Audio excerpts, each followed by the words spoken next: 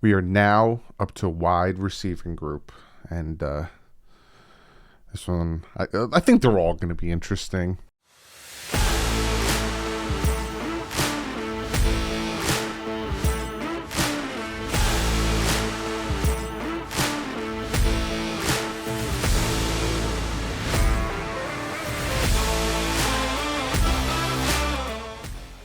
What is up, AFC East?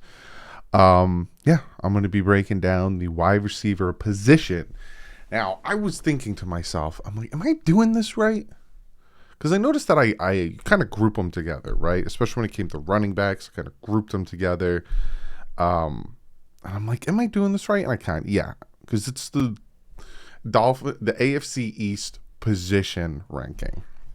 So I'm ranking the whole position, the whole running back group. Now I'm doing the wide receivers. If that makes any sense to you. I didn't do all of the quarterbacks, and maybe I should include the backup quarterbacks. Maybe I'll go back and include the backup quarterbacks and see where they rank differently.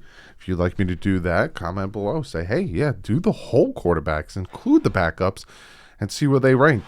But yes, today we are talking about wide receivers, and I'm going to do their top three. So essentially, your starting wide receivers and your slot wide receivers. So I'm going to be talking about the top three wide receivers in each category, and I'm going to be essentially ranking them, these wide receiving positions for each of the teams.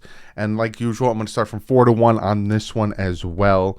And this one was more difficult than I thought it would be. I'm going to give you guys the yardage from last year. Give you guys a talking point, because a lot of people are like, you're doing last year, we're talking about this year. Give you an idea where they're coming from, and I'll tell you what I think about it. Now, like I said, we're going to start at 4. I'm going with the New England Patriots at 4. Added Devontae Parker this offseason in a trade with the Dolphins. A very, very surprising trade with the Dolphins. I didn't think the Dolphins would trade within division. They have Jacoby Myers. Consistently, every time I say his name, I think of the law firm, Jacoby and Myers. Just pops in my head. And Kendrick Bourne. That is the wide receivers that the Patriots, top 3, essentially, are running with. Again, Devontae Parker last year had only 40 receptions, 515 yards, 2 touchdowns. Jacoby Myers, 83 receptions, 866 yards, 2 touchdowns. And Kendrick Bourne, 55 receptions, 800 yards, and 5 touchdowns. So, again, it's an okay wide receiver group. You got to hope that Devontae Parker stays healthy. As being a Dolphin fan, seeing this guy play for most of his career, he's not going to stay healthy. So that's why I put them at 4. It's just their wide receiving group, and especially, I'm looking at the top 3, doesn't really, nothing, it's all right. Just got to really hope that Devontae Parker stays healthy. And as a Dolphin fan, like I said, we've been saying that for a very long time. And then obviously my number 3 team is the New York Jets, rocking with Elijah Moore, Corey Davis, and then they drafted Garrett Wilson this past draft. Elijah Moore last year, 43 receptions, 538 yards, 5 touchdowns, yes. Corey Davis, I thought he would have done more for the Jets. 34 receptions, 492 yards, 4 touchdowns. And bringing in Garrett Wilson, I think that will help out their wide receiving core. And Zach Wilson, his last year, he had 70 receptions, 1,058 yards, and 12 touchdowns. Now, the reason I put the Jets a little bit over the Patriots, again, for me, Devontae Parker isn't someone that you can really depend on, again, coming from a Dolphins fan. And the addition of Garrett Wilson, I think that right there, the talent base right there is what put them above. Now, my number 1 and number 2 AFC East wide receiver positions. Now, the number 2 team, drum roll please, is the Buffalo Bills. What? What? You're such a homer. I don't care about the last 2 videos. You're such a homer. Stephon Diggs, 103 receptions, 1,225 yards, 10 touchdowns. Gabriel Davis, 35 receptions, 549 yards, 6 touchdowns. And Jamison Crowder, 51 receptions, 447 yards, and 2 touchdowns. Now, if they still had Cole Beasley on the team, there I would probably have a really hard time because Cole Beasley is extremely reliable. But the addition of Jamison Crowder still makes this wide receiving core a very good one. Gabriel Davis is still very dynamic, and obviously you have Stephon Diggs, completely changed how people see and how well Josh Allen has played. So obviously they're number 2 to me. Anyway, you might think that they're number 1, but when I get to my number 1, which obviously we know who it is, I'll talk about that. But Jamison Crowder really hasn't done much. Gabriel Davis, they have their guy, Stephon Diggs, right? Like I said, if they still had Cole Beasley, it would be a little bit harder of a decision for me to make because that's another guy that really was the backbone of that wide receiving core. But my number 1, and it is now my number 1 because of the ridiculous trade that they made in the offseason, is the Miami Dolphins. I think that the Miami Dolphins have the best wide receiving position in the AFC East. You have Tyreek Hill with 111 receptions, 1,239 yards, 9 touchdowns last year.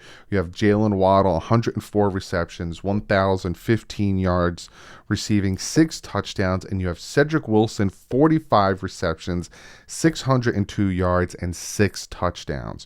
So when you look at the comparison to the Miami Dolphins to the Buffalo Bills, just going off of stats from last year, the Dolphins have 2,000-yard receivers, and their third-string wide receiver, Cedric Wilson, has 602 yards, who is more receiving yards than the Bills' second-string wide receiver in Gabriel Davis. The Miami Dolphins have done everything in their power to put the best wide receiving core they can together for Tua Tagovailoa to be successful, and they did that. If you honestly are the Patriots, the Bills, or the Jets, and you can sit here unbiasedly, now go back and watch my running back, go back and watch my quarterback video. I am trying my best to be as unbiased as I possibly can. If you, as a Patriots, Bills, and Jets fan, can sit here and not think that the Miami Dolphins have the best wide receiving position in the AFC East, you are lying to yourself. Tyreek Hill is incredibly dynamic, one of the best wide receivers in the league with Stephon Diggs, right?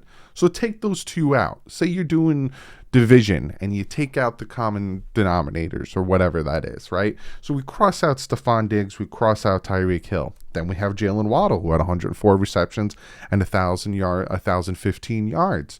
This is coming off of a season where the offensive line was the worst in the NFL, and Tua apparently has no arm. Their backup, Gabriel Davis, 549 yards. And then, all right, we'll scratch them out. Jamison Crowder versus Cedric Wilson, 45 receptions to 51 receptions. Less receptions, more yards and touchdowns than Jamison Crowder. The Miami Dolphins have the best wide receiving position in the AFC East. The Dolphins did their due diligence. The Dolphins did what they said they were going to do, and they built this team around Tua. He has the best receivers in this division, and he needs to show that he can play lights out and be fighting for that number 1 position as quarterback of the AFC East. So comment below. Let me know. If you're a Patriot fan, do you think you should have been 4? Do you think Devontae Parker is more of a weapon than Garrett Wilson, Elijah Moore, Corey Davis? And do you think you guys should be 3, not 4? Or do you think you should be 1? Patriots and Jets and Bills. If you think you should be 1, tell me how your wide receiving core, and give me 2 wide receivers on your team that are better than Tyreek Hill and Jalen Waddle. You have to beat Tyreek Hill and Jalen Waddle, 2,000-yard receivers. And again, Cedric Wilson had 602 yards. He didn't play the full season. He wasn't starting the full season. If he was starting the full season, he would also have 1,000 yards receiving, which means the Miami Dolphins' top 3 wide receivers all last year would have had 1,000 yards receiving. That's ridiculous. So comment below. Let me know what you guys think, and I'm going to get to your guys' comment of the day. And this comment comes from J. Leonidas 93, and he says, comment of the day. Besides winning a playoff game, what else would make this season a success? I don't want to go too far into this because this is a video that I'll have towards when we get closer to the season. Again, I have a dry erase board over here that I just consistently, every time I come up with a video idea, I jot it down. So I have like this long list of video ideas for you guys. So if you haven't yet, hit that subscribe button. But just besides winning a playoff game, which that's the only thing that all Dolphin fans are thinking about right now. We don't care how we do it. We don't care, how it comes about, whatever. We want to win a playoff game. It's been 21 years since we won a playoff game, for the love of God. But besides that, what would I consider a success on the season? Wins, right? That's such a hard question because to me, this team is so stacked with talent on paper. Again, on paper, you bring Teron Armstead, Connor Williams, Tyreek Hill, Cedric Wilson, Mostert, Sony Michel, Edmonds. Just the offense is just stacked with talent, and the defense is the same, and it's been one of the top 15 defenses the past 2 years. You got to win a playoff game, right? I guess, you know what? I would like to see like a huge resurgence or huge boost in production from Tua. That would be, like, say the Dolphins don't win a playoff game, which, please, it would make sense for my other form of success to not include this, but Tua just goes off. And all of a sudden people are like, well, there he is. He's emerged. Okay, Dolphins have a quarterback. Sorry, we're all this, the mainstream media and all, these people are like, we were wrong. Tua is the guy. Look at him doing his thing. All right, you guys got your quarterback. That is what would be a success. That all of a sudden Tua is the guy. Tua's proved he's the guy. He has shut all the doubt down. Yep, there's your guy. All right, now we'll just build around him more. That's how else you can, this season would be a success. It's just Tua coming out and just blowing the roof off of this mother. But yeah, that's what I got for you. Comment below. What do you guys think? Besides winning a playoff game, what would you consider this season a success? I know, like I said, we all want to win a playoff game.